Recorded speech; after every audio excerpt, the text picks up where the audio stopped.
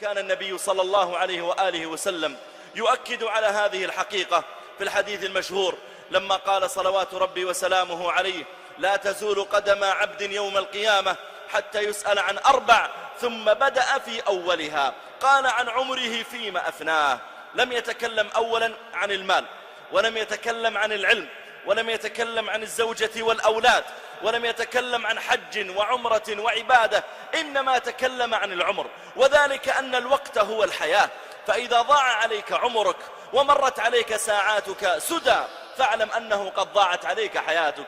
قال: عن عمره فيما أفناه، فيما قضيت وقتك؟ من بعد صلاة الظهر إلى العصر قضيته في ماذا؟ ومن بعد المغرب إلى العشاء قضيته في ماذا؟ من الجمعة إلى الجمعة قضيته في ماذا؟ من مر عليه يوم بغير حق أداه، أو علم أثله، أو مجد أسسه، أو علم اقتبسه، فقد عق يومه وظلم نفسه.